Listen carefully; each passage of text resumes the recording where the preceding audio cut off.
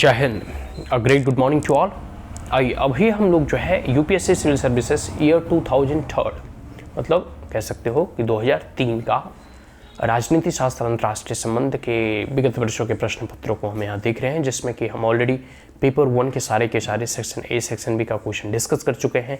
यहाँ हम लोग जो है पेपर 2 सेक्शन ए का हम 4 क्वेश्चन यहाँ देखेंगे। 4 ही क्वेश्चन है इसके अंतर्गत, और क्वेश्चन नंबर 1 के अंतर्गत फिर 4 क्वेश्चन है A B and C D. इन चारों क्वेश्चन में खास करके क्वेश्चन 1 में आपको कमेंट करने हैं और 200 शब्दों की शब्द सीमा का भी ध्यान रखना है। तो comment on any 3 of the following in about 200 words etch. ठीक है। Question number 1 A, traditional approach and its significance. परंपरागत अप्रोच क्या है और इसके सिग्निफिकेंस क्या है, इसके बारे में हमें लिखना है। ठीक है, बात समझ में आ गई। जो है ट्रेडिशनल अप्रोच एंड जो है इट्स सिग्निफिकेंस। तो ट्रेडिशनल अप्रोच राजनीति शास्त्र के अध्ययन के लिए, राजनीति शास्त्र को अध्ययन जब हम करते हैं तो उसमें जो परंपरागत अप्रोच है, ट्रेडिशनल या नॉर्मेटिव अप्रोच कर सकते हैं, उसका क्या सिग्निफिकेंस है, क्या रोल है, इसके बारे में हमें जो है लिखना है। क्वेश्चन नंबर 1 बी है, balance of power and it's impact on the world politics. Balance of power से क्या समझते हैं और अंतर्राष्ट्रीय संबंध में और वर्ल्ड की जो पॉलिटिक्स है इसके ऊपर इसका क्या प्रभाव पड़ा है, इसके बारे में हमें लिखना है। ठीक है। क्वेश्चन नंबर 1 सी देखिए, मेन फीचर्स ऑफ डब्ल्यूटीओ।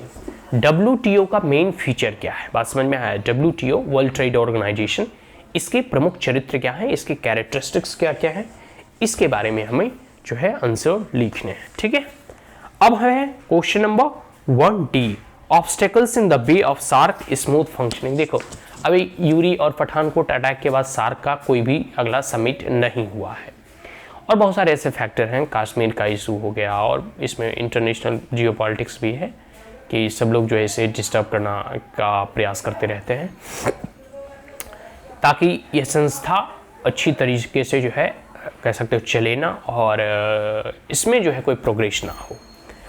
तो और बहुत सारे ऐसे कारक हैं, पाकिस्तान का अड़ियल रवैया हो गया, चाइना पाकिस्तान का नेक्सस हो गया, और जितने भी इंडियन सब कंटिनेंट में छोटे छोटे देश हैं उनके अंतर्गत जो है एक प्रकार से कह सकते हो कि इंडिया को लेकर जो इमेज है और जो इंडिया बिग ब्रदर की भूमिका निभाता है, कई लोगों के अपने छोटे छोटे कॉन्फ्लिक्ट होते हैं। तो बहुत सारे ऐसे फैक्टर हैं जो इसके स्मूथ फंक्शनिंग और इसके सुचारू क्रियान्वयन में जो है बाधा उत्पन्न करता है।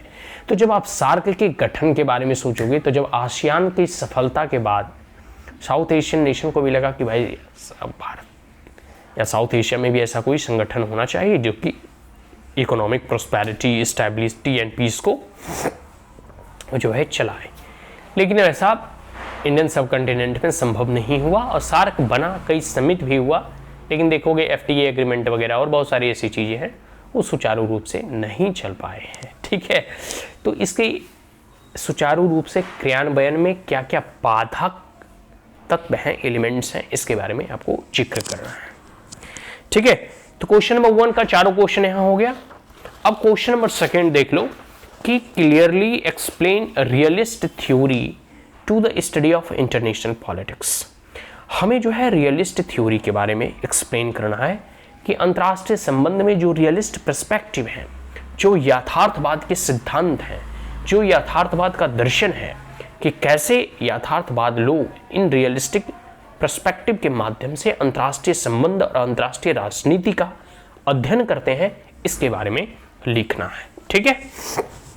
क्वेश्चन नंबर 3 देख लो, do you think cold war still exist after the disintegration of the Soviet Union. देखो 1991 में सोवियत यूएसएसआर का जो है विघटन हो गया, और उसकी जो है भूमिका रशिया ने ली और कई छोटे छोटे देशों से निकली। अब यहाँ पर ये पूछा जा रहा है कि जो कोल्ड वार है क्या 1991 के बाद समाप्त हो गया, या फिर इवन की सोवियत यूनियन के डिसइंटीग्रेशन, उसके विघटन के बाद भी शीत युद्ध अभी भी चल रहा है। मेरे हिसाब से शीत युद्ध भले ही रशिया के विघटन से कमजोर हो गया, लेकिन पूर्ण रूप से खत्म नहीं हुआ। कुछ लोगों का ऐसा मानना भी है कि देखो रशिया का इतना विघटन हो गया, इतने देश उससे निकल गए, उसकी आर्थिक स्थिति चरमरा गई, तो ये सब सारी चीजें हैं कि शीत युद्ध खत्म हो चुका है।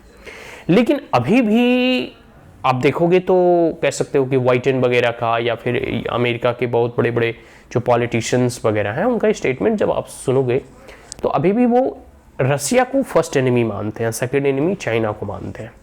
तो मोर और लेस पूरे के पूरे ओवर जियो पॉलिटिक्स में अभी भी रसिया की जो है, रसिया को कंटेन करने के लिए अमेरिका नीति बनाती रहती है।